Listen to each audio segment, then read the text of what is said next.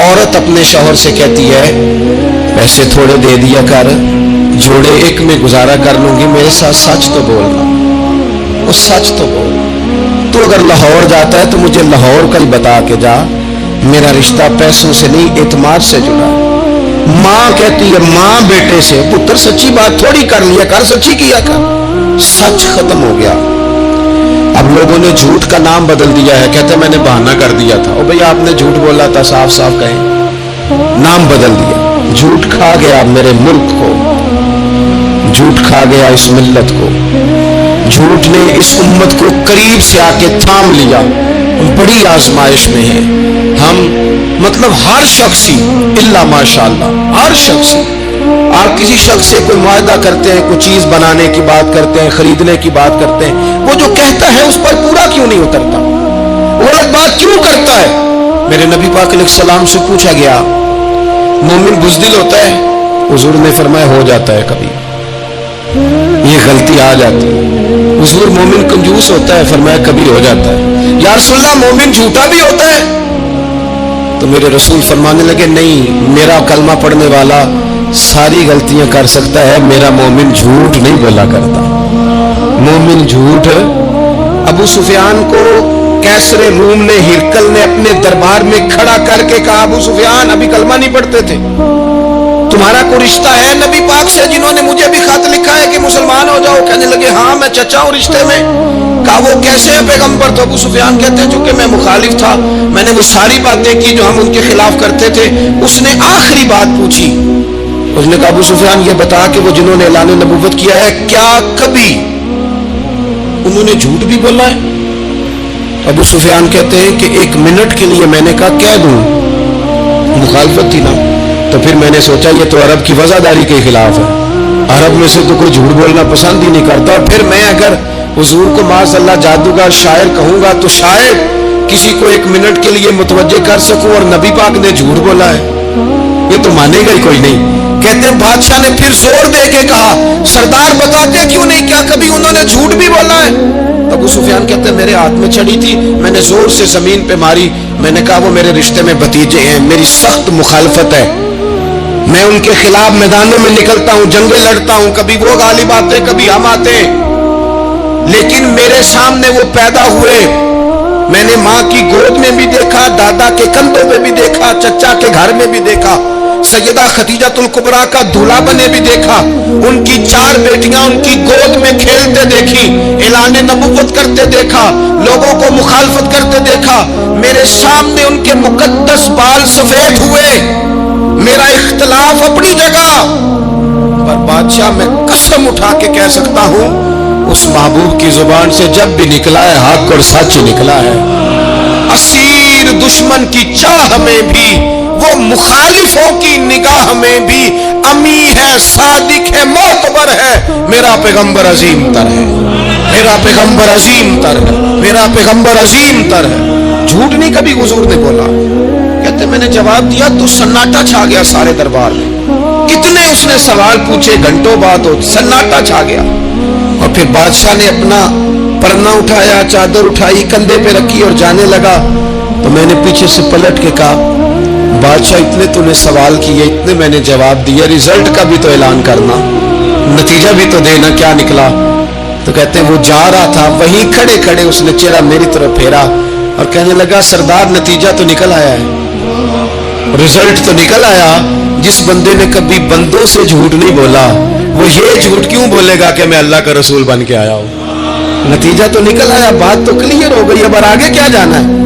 एक सरदार थे किसी कबीले के, वो हुजूर की बारगाह में कलमा पढ़ने आए। इमाम राजी ने लिखा है, कहते मेरे अंदर 4 गलतियां थी, मैं शराब भी पीता था, चोरी भी करता था, बदकारी भी करता था माज़अल्लाह, और झूठ भी बोलता था। हुजूर की बारगाह में आया, अर्ज की या रसूल अल्लाह बचपन से लेकर ये बीमारियां लग गई, बड़ी कोशिश की, अब्बा ने बड़ा मारा, लोगों ने बड़ा कहा, छूटी नहीं और मैं छोड़ सकता भी नहीं। उनका ख्याल था ना जिस तरह हमारा ख्याल होता है फलानी चीज नहीं छोड़ सकते, मैं छोड़ सकता भी नहीं। हुजूर एक छोड़ सकता हूं, एक छुड़वा लें आप और कलमा पढ़ा दे। हुजूर ने फरमाया बिल्कुल ठीक है तो एक छोड़ दे। या रसूलल्लाह कौन सी? फरमाया झूठ नहीं बोलना। झूठ, वो शराब भी पीते, वो वो कहते मैं बदकारी भी करता हूं, चोर भी हूं। हुजूर ने क्या फरमाया? झूठ क्या इन सारे कामों से ज्यादा सख्त था? हुजूर ने इससे मना किया, झूठ नहीं बोलना भाई। कहते सोने वादा हो गया। सीधे साधे आदमी थे, देहाती सरदार थे, घर चले गए। कहते हैं जब वो शराब के करीब जाने लगा तो दिल में ख्याल आया कि हुजूर के पास शराब पी के जाऊंगा, अगर किसी ने पूछा कि पी है तो झूठ तो बोलना नहीं, सच बोलूंगा तो हाल क्या होगा भला, वहां कैफियत क्या होगी कि मैं शराब पी के यहां आता हूं हुजूर की बारगाह में, मुझ पे तो हद लगेगी। कहते हैं लिहाजा शराब भी छोड़ दी, उठा के मारी दीवार के साथ। कहते हैं मैं चोरी की तरफ हाथ बढ़ाने लगा तो मैंने कहा सुबह अगर किसी ने पूछा कि मेरी चोरी किसने की है, झूठ बोलना नहीं, और अगर सच बोला तो सोसाइटी में इज्जत क्या रहेगी? दफा करो, जो अल्लाह ने रोका सूखा दिया वही ठीक है। कहते हैं गली से गुजर रहा था, उस औरत ने फिर आवाज दी, उसकी तरफ जाने लगा और करीब गया तो वो पूछती है सुना है तूने कलमा पढ़ लिया है? कहते तड़प गया, दर्द से आंसू छलके, अगर मैं इससे झूठ बोलूं तो हुजूर ने मना किया है, और सच बोलूं तो ये क्या सोचेगी? कलमा पढ़ के मुसलमान हो के हुजूर का गुलाम हो के ये अंदाज है। कहते वहां से भी आ गया, आके ना पीछे होके बैठ गया, पीछे हुजूर तकरीर कर रहे थे, पीछे होके बैठ गया, गौर से हुजूर का चेहरा देख रहा हूं, गौर से देखता जा रहा हूं। दुनिया कहीं और देख रही है और मैं हुजूर का चेहरा देख रहा हूं। सर से लेकर पांव तक तनवीर ही तनवीर है, जैसे मुंह से बोलती कुरान की तफसीर है। सोचती तो होगी दुनिया मुस्तफा को देखकर, भला वो मुसव्विर कैसा होगा जिसकी ये तस्वीर है। कहते मैं गौर से चेहरा देख रहा हूँ। हुजूर की खिदमत में गया सलाम लेने तो महबूब ने मुस्कुरा के देखा तो मैंने कहा सोनिया कुर्बान जाऊं, मेरा एक झूठ छुड़वाया है, मेरी हर शय छूट गई है, खत्म हो गया सारा कुछ ही। ये मेहरबानी हो जाएगी इंशाअल्लाह। अपने आप से बात करें, कोशिश करें कि हमने जिंदगी में झूठ नहीं बोला, आप सच बोलें। मेरी मुल्क के लीडर अगर कौम को सिर्फ सच बताएं, हमारे पास क्या है, हम कितना सरवाइव कर सकते हैं, कहां तक जा सकते हैं, आप यकीन करें कौम का एतमाद कायम रहे। अगर हम अपने बच्चों से सच बोलें, अपने दोस्तों से सच बोलें, अपने मोहब्बत करने वालों से सच बोलें, हमारा एतमाद नहीं खराब होगा, एतमाद कायम रहेगा। वो एक शख्स ने आके कहा था ना या रसूलल्लाह मैं 2 नमाजें पढ़ूंगा, अगर आप कहते हैं तो कलमा पढ़ता हूँ, 5 नहीं पढ़ सकता। फरमाया तू आ जा 2 ही पढ़ना, लेकिन ये छुट्टी सिर्फ हुजूर दे सकते हैं और नहीं को दे सकते। हुजूर ने फरमाया 2 ही पढ़ना। सहाबा कहते हैं 2 नमाजों की शर्त पे कलमा पढ़ा। फिर शारहीन फरमाते हैं वो वक्त भी आया कि वो तहज्जुद भी पढ़ा करते थे। आप शुरू तो करें ना किसी काम, अपने अंदर छोटी छोटी तब्दीली पैदा करें, और बड़ों से लेकर, मुझे अदब से अर्ज करता हूँ, बाज नौजवान भी शिकायत करते हैं, कहते हैं बुजुर्गों को कह दें कि जल्दबाज ना बने, जल्दी गुस्से में आ जाते हैं। मैं बुजुर्गों से भी अर्ज करूंगा कि थोड़ी नरमी, थोड़ी शफकत, मतलब ज्यादा डांट डपट करने से भी तो चीजें खराब ही होती है ना, थोड़ा सा ज़रफ बढ़। नौजवानों से कहूंगा कि आप जवान हैं तो हौसला भी तो जवान है ना, तो जिंदगी में हौसला, तहम्मुल, पुरतबारी लाएं, अपनी आदत को थोड़ा थोड़ा करके तब्दील करें। अरब के लोग समझते थे कि माफ करना बुज़दिली है, सब्र करना बुज़दिली है। वो कहते थे ये क्या बात हुई, हमारा दुश्मन क्या समझेगा कि बुज़दिल है, इन्होंने माफ कर दिया। वो कहते थे माफ कर दें तो कमजोर पड़ जाएंगे, सामने वाला कहेगा कि इनके पल्ले कुछ नहीं, माफ कर दिया। और हमारे जमाने में आज माफ कमजोर आदमी करता है, ताकतवर आदमी माफ नहीं करता। वो जिसके पास ताकत नहीं होती वो कहता ठीक है मैंने अल्लाह पे छोड़ दिया, हालांकि इसने भी अच्छा किया, पर कमाल तो यह है कि तेरे पास सारी ताकत हो फिर भी तू फैसला अल्लाह पे छोड़े। और हजरत मूसा कलीमुल्लाह अलैहिस्सलाम ने अर्ज किया था मालिक तेरे बंदों में तेरी नजर में मुअज़्ज़ज़ कौन है, तो रब करीम ने फरमाया मेरे कलीम जिसके पास बदला लेने की ताकत हो फिर भी माफ कर दे, वो रब की नजर में बड़ी इज्जत वाला है। अरब के लोग समझते थे ये बुज़दिली है कि मैं माफ कर दूं, लेकिन हुजूर ने उनको अखलाकी तौर पे बदल दिया और नबी पाक ने फरमाया माफ करना बुज़दिली नहीं, ये तो आला ज़र्फी है। तो फिर किस तरह भला माफी उनको हुई?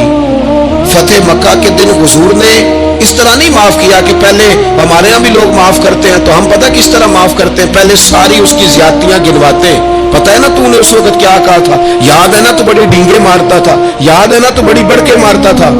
عرب کے لوگ سارے سامنے کھڑے ہیں، پتہ کون کون ہے؟ اکرمہ بن ابو جہل آخری دن تک لڑے، ابو سفیان آخری دن تک لڑے، سارے لوگ سامنے کھڑے، کچھ بھاگ گئے ہیں جان بچا رہے ہیں. حضور نے کیا فرمایا؟ فرمایا پتہ تمہارے ساتھ آج سلوک کیا کرنا ہے؟ یا رسول اللہ بتائیے.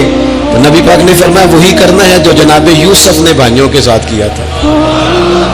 بات ہی کوئی نہیں کرنی، پچھلا قصہ چھیڑنا ہی نہیں، نہ کانٹے بچھانے کی بات کرنی ہے، نہ روڑے مارنے کی کرنی ہے، نہ بدر میں آنے کی کرنی ہے، نہ احد میں پتھر مار کے دانت شہید کرنے کی بات کرنی ہے، نہ خندق کی بات کرنی ہے، نہ خیبر کی کوئی بات. جاؤ نہ معاف کیا، بات ہی کوئی نہیں کرنی، معافی دے دی. ابو سفیان کہنے لگے حضور مجھے بھی معافی ہے. سونیا تیرے کرم پہ قربان جاؤں. میرے کریم فرمانے لگے تو قبیلے کا سردار ہے، مکے شریف کے لوگ تجھے بڑا سمجھتے ہیں، دیکھ حضور معاف بھی کرتے ہیں اور عزت بھی دیتے ہیں. فرمایا جا میں نے تجھے معاف کیا، اور جو تیری حویلی میں آ کے پناہ لے لے گا میں اسے بھی معاف کر دوں گا، اسے بھی معافی مل جائے گی جو تیرے گھر آ جائے گا. اب تبدیلی آ گئی، وہ جو اندر کفر تھا وہ ٹوٹ گیا، انقلاب آ گیا.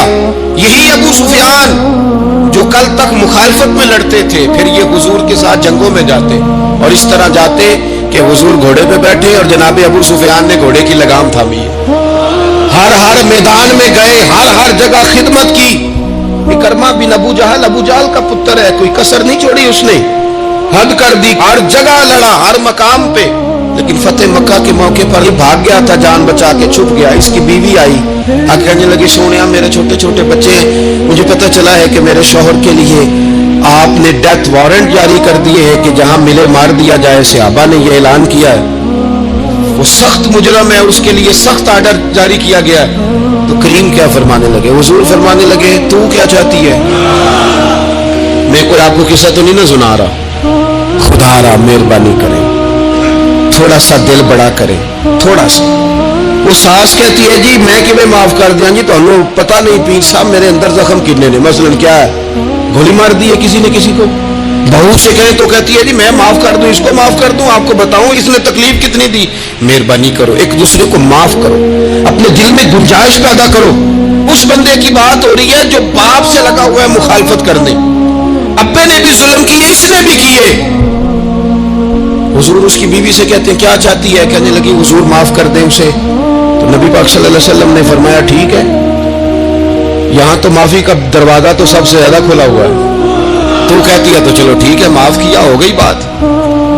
اس نے جا کے جہاں چھپا ہوا تھا اسے کہا اکرمہ حضور نے تجھے معاف کر دیا. کہنے لگا کوئی کرنے والی بات کر، وہ معاف کرتے ہیں مجھے پتا ہے، بڑا کرتے ہیں، پر جو میں نے کیا ہے وہ معافی والا نہیں. مجھے معافی ہو سکتی ہے، یہ کیسے ہو سکتا ہے، یہ کیسے ہو گیا، ہو ہی نہیں سکتا. اس کی بیوی پھر آئی، کہنے لگی حضور وہ مانتا نہیں، یہ تاریخ صرف میرے رسول کی ہے، یہ سیرت صرف میرے رسول کی ہے، کہ جس کو معاف کیا جا رہا ہے اب اس کی سمجھ میں بات نہیں آ رہی کہ بھلا مجھے معاف کر دیا ہے. حضور کہتے ہیں اچھا تو بتا وہ کیسے مانے گا. کہنے لگی حضور اگر کوئی نشانی دے دینا، عرب کے لوگ تلوار دے دیتے تھے، زرہ دے دیتے تھے، پگڑی دے دیتے تھے، چھڑی دے دیتے تھے، یہ دلیل ہوتی تھی کہ فلاں نے نشانی دے دی. اگر کوئی مل جائے نا نشانی، محبوبہ اس طرح تو کوئی نہیں کرتا جیسے آپ کرتے ہیں. کریم نے اپنے سر سے پگڑی اتاری اور فرمایا میری پگڑی بطور علامت کے نشانی کے لے جا، اسے کہہ دے میں نے معاف کیا. اب اکرمہ کو معافی ہو گئی، وہ آ رہے ہیں. یوں اخلاق بدلتے وہ آ رہے ہیں. یہاں کوئی بڑا آدمی آئے نا تو پہلے اعلان ہوتا ہے فلاں بن فلاں صاحب آ رہے ہیں، اب ان کو دعوت دیتے ہیں، لیکن وہ اعلان چھوٹا کرتا ہے بڑے کے لیے. یہاں انوکھا باب ہے. اکرمہ کلمہ پڑھنے آ رہے ہیں، نبی پاک صحابہ سے کیا فرما رہے ہیں؟ فرمایا وہ کلمہ پڑھنے آ رہا ہے، اطاعت قبول کر کے آ رہا ہے، سر تسلیم خم کر کے آ رہا ہے، اس کے سامنے اس کے باپ کے کسی ظلم کا اظہار نہ کرنا. اس کے باپ نے بڑے ظلم کیے ہیں، زیادتیاں کی ہیں، ہم تذکرہ یہاں ہوتا ہے، لیکن اس کے سامنے نہ کرنا، اس کا توبہ ہے نا. اس کا تو باپ ہے نا, کوئی بات نہ کرنا, اسے تکلیف ہوگی. کس کے لیے؟ صحابہ رو رہے ہیں, حضور یہ کس کے لیے تیاری کرا رہے ہو؟ وہ آ گئے, قدموں سے لگ گئے, کلمہ پڑھ لیا, کھول کے روئے, حضور میرے لیے بھی معافی ہے؟ تو کریم نے فرمایا ہاں, میں رحمت والے رب کا رحمت والا رسول ہوں, ہے نا معافی. اکرمہ مسلمان ہو گئے. پھر تلوار کو صاف کر کے کہنے لگے سونیا, پہلے یہ اسلام کی مخالفت میں لڑتی تھی, اب حمایت میں لڑے گی. مجھے بتائیں, ایک ایک گلی اکرمہ گئے اسلام کی حمایت میں تلوار لے کے, ایک ایک گلی. اور آپ پچھلے جہاد میں بھی گئے تھے, اس جہاد میں نہ جائے تو کہنے لگے کفارہ نہیں ادا کرنا, پچھلے داغ نہیں صاف کرنے, میں جاؤں گا, گلی گلی جاؤں گا, نگر نگر جاؤں گا, جھنڈا لے کے جاؤں گا, میں بتاؤں گا. جب کوئی مدینے والے کے پاس آئے تو رب دل بدل دیا کرتا ہے. انقلاب آتے ہیں, عادتیں بدلتی ہیں, طبیعتوں میں تغیر آتا ہے. کون کہتا ہے نہیں آتا؟ میں جاؤں گا. حمص میں حضرت عمر کے زمانے تک اکرمہ لڑے, سالوں میدان میں رہے اسلام کی حمایت میں, اور پھر حمص کے میدان میں حضرت عمر کے دور میں لڑتے ہوئے شہادت کی موت اللہ نے انہیں عطا فرمائی. یہ آپ دیکھیں حضرت خالد بن ولید کون ہے؟ کہنے لگے حضور میں تو بڑی شدت سے اسلام کے خلاف لڑتا تھا, میری غلطیاں بھی معاف ہو جائیں گی. تو حضور فرمانے لگے اسلام پچھلے سارے معاف کرا دیا کرتا ہے, نئی زندگی کا آغاز ہو جاتا ہے. بہلول دانا سے کہا تھا ہارون رشید نے کہ مجھے کوئی نصیحت کر دے, میں بادشاہ ہوں, سخت دل ہو جاتا ہے کئی دفعہ. تو حضرت بہلول دانا کہنے لگے میں کیا نصیحت کروں, آپ کا باپ کہاں ہے؟ کہنے لگے قبرستان میں. کہا ایک بڑا بھائی بھی تھا, بڑا پیار کرتا ہے, سنا آپ سے, کہاں ہے؟ کہا قبرستان میں. تو کہا وہ ایک چچا زاد بھی آپ کے ساتھ میں نے دیکھا ہے. کہا وہ بھی قبرستان میں.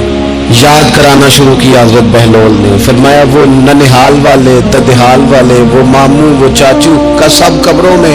آخری جملہ کہا, فرمایا تیرا ایک پتر بھی تھا, چڑھتی جوانی تھی, قد اونچا تھا, رنگ گورا تھا. ہارون رشید رو پڑے, کہنے لگے حضور وہ بھی قبرستان میں. تو فرمایا جس نے اتنے جنازے پڑے ہوں اسے میں نصیحت کروں, تیرا کیا خیال ہے, تو نے نہیں جانا؟ یارو ہم نے اپنے کئی کلاس فیلوں کے جنازے پڑھے ہیں, بڑا پیار تھا میرا اپنی دادی کے ساتھ. تو 97 میں وہ انتقال کر گئی, دادا ابو چلے گئے, اماں جی چلی گئی, ابا جی چلے گئے, نانا چلے گئے, پھپھا چلے گئے, دوست چلے گئے. یہاں پچھلے سال کئی سنگی تھے, اس سال نظر نہیں آتے, رخصت ہو گئے. اور سنگیوں یہ تو ساری تیاری ہے, ہم نے بدلنا کب ہے؟ اب تو ہمارا بڑھاپا آنے کو ہے, اب تو بال سفید ہونے کو. اللہ تعالی ہمیں سمجھ عطا فرمائے.